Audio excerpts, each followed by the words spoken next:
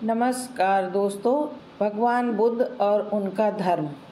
ईसा पूर्व 6वीं शताब्दी में उत्तर भारत सर्वप्रभुत्व संपन्न एक राज्य न था। देश अनेक छोटे बड़े राज्यों में बटा हुआ था। इनमें से किसी किसी राज्य पर एक राजा का अधिकार था, किसी किसी पर किसी एक राजा का अधिकार नहीं। जो राज किसी राजा के अधीन थे उनकी संख्या 16 थी।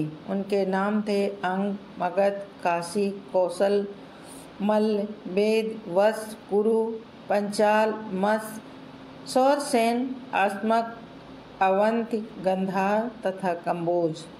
जिन राज्यों में किसी एक राजा का आधिपत्य न था वे थे कपिलवस्तु के शाक्य, पावा और कुशीनारा के मल्ल, वैशाली के लिच्छव, मिथिला के विदेह, रामगाम के कोली, अल्लकप के बुली, केश कलाम, कलिंग पिप्पलवन के मौर्य, कलिंग पिप्पलवन के मौर्य तथा भग्य, जिनकी राजधानी सिसुमारगिरी थी।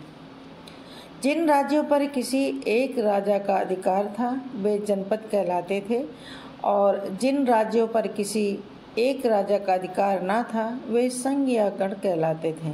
कपिलवस्तु के शाक्यों की शासन पद्धति के बारे में हमें विशेष जानकारी नहीं।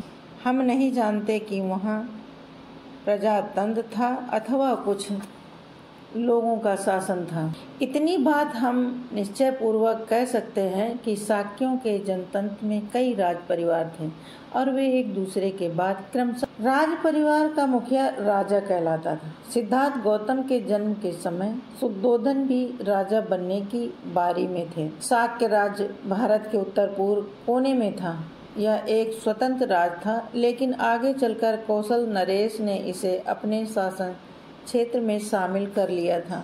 अधिराज्यिक प्रभाव क्षेत्र में रहने का परिणाम हुआ था कि कौशल नरेश की स्वीकृति के बिना शाक्य राज स्वतंत्र रीत से अपने कुछ राजकीय अधिकारों का उपयोग नहीं कर सकता था। उस समय के राज्यों में कौशल एक शक्तिशाली राज्य था।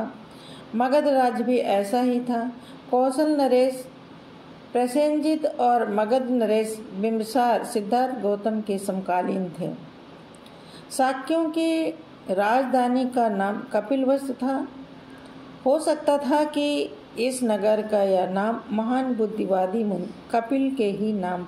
कपिलवस्तु में जयसेन नाम का एक शाक्य रहता था। सिंहहुन उसका पुत्र। सिंहहनु का विवाह हुआ था कच्चाना से। उसके 5 पुत्र थे, शुद्धोधन, धौतोधन, शुक्लोधन, शाक्योधन तथा अमितोधन। 5 पुत्रों के अतिरिक्त सिंहहानु की 2 लड़कियां थीं, अमिता तथा प्रमिता।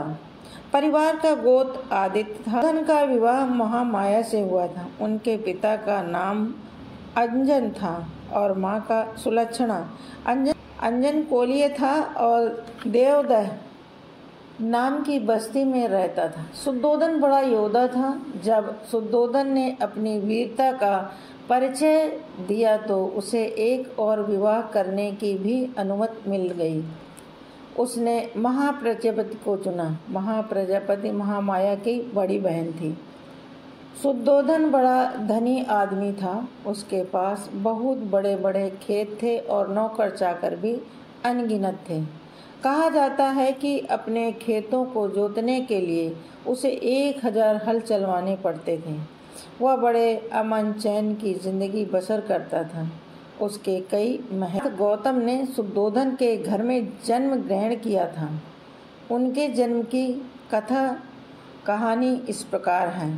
शाक्य राज्य के लोग आषाढ़ के महीने में एक महोत्सव मनाया करते थे। इस उत्सव में क्या राजा क्या प्रजा सभी शामिल होते थे। सामान्य रूप से यह महोत्सव 7 दिन तक मनाया जाता था। एक बार महामाया ने इस उत्सव को बड़े ही आमोद प्रमोद के साथ, बड़ी ही शान शौकत के साथ, फूलों के साथ और सुगंधियों के साथ मनाने का निश्चय किया। हाँ, उसमें सुरामेर आदि नशीली वस्तुओं का सर्वथा परित्याग था। 7वें दिन वह प्रातःकाल उठी, सुगंधित जल से स्नान किया, 4 लाख करसापड़ों का अच्छे से अच्छे गहने कपड़े पहने, अच्छे से अच्छे खाने खाए, व्रत रखे। तदंतर वह खूब सजे सजाए सेनागर में सोने के लिए चली गई। उस रात शुद्धोधन और महामाया निकट हुए और महामाया ने गर्भ धारण किया। राजकीय शैया पर पड़े पड़े उसे नींद आ गई। निद्राग्रस्त महामाया ने एक स्वप्न देखा। उसे दिखाई दिया कि चतुर्दिक महाराजिक देवता उसकी शैया को उठा ले गए हैं और उन्होंने उसे हिमवंत प्रदेश में एक साल वृक्ष के नीचे रख दिया। वे देवता पास खड़े हैं। तब चतुर्दिक महाराजिक देवताओं की देवियां वहां आईं और उसे उठाकर मानसरोवर ले गईं। उन्होंने उसे स्नान कराया, स्वच्छ वस्त्र पहनाए, सुगंधित का लेप लिया और फूलों से ऐसा और इतना सजाया कि वह किसी दिव्यात्मा का सुमेध नाम का एक बोधसत्व उसके पास आया और उसने प्रश्न किया, मैंने अपना अंतिम जन्म पृथ्वी पर धारण करने का निश्चय किया है, क्या तुम मेरी माता बनना स्वीकार करोगी? उसका उत्तर था, बड़ी प्रसन्नता से। उसी समय महामाया देवी की आंख खुल गई।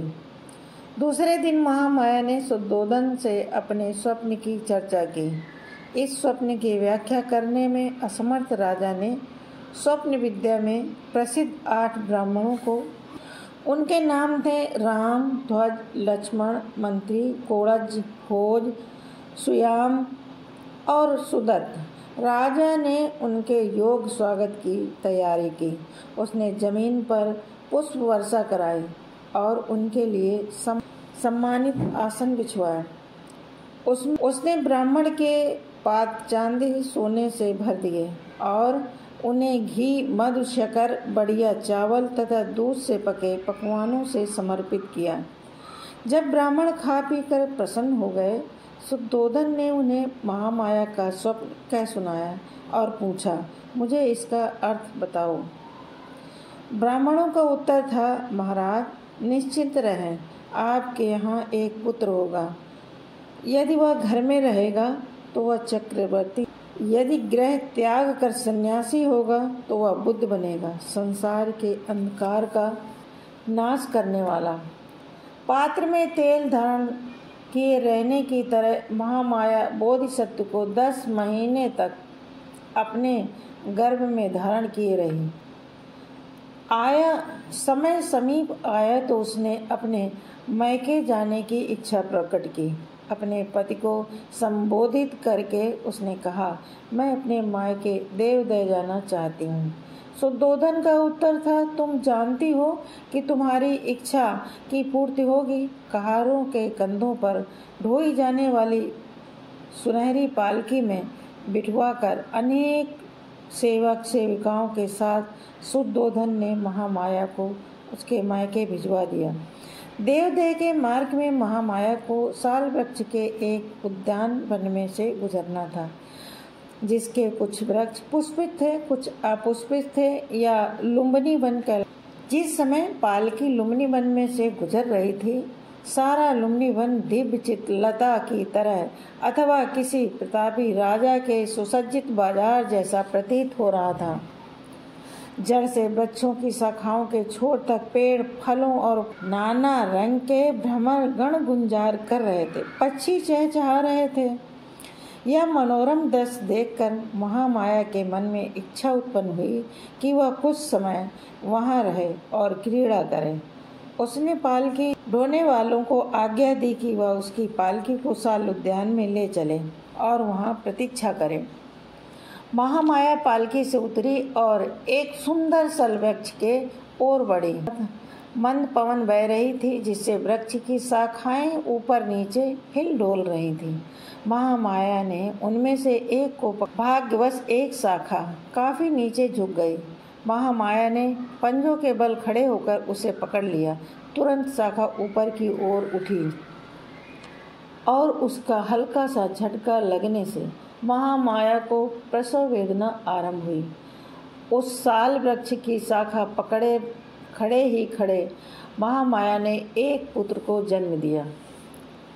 463 ईस्वी पूर्व वैशाख पूर्णिमा के दिन बालक ने जन्म ग्रहण किया। शुद्धोधन और महामाया का विवाह हुए बहुत समय बीत गया था, लेकिन उन्हें कोई संतान न हुई थी। आखिर जब पुत्र लाभ हुआ तो न केवल शुद्धोधन और उसके परिवार द्वारा बल्कि सभी शाक्यों द्वारा पुत्र जन्म उत्सव बड़ी ही शान बान और बड़े ही ठाट बाट के साथ अत्यंत प्रसन्नता पूर्वक मनाया गया। बालक के जन्म के समय अपनी बारी से शुद्धोधन पर कपिलवस्तु का शासन करने की जिम्मेदारी थी। वह राजा कहलाया और इसीलिए स्वाभाविक तौर पर बालक भी।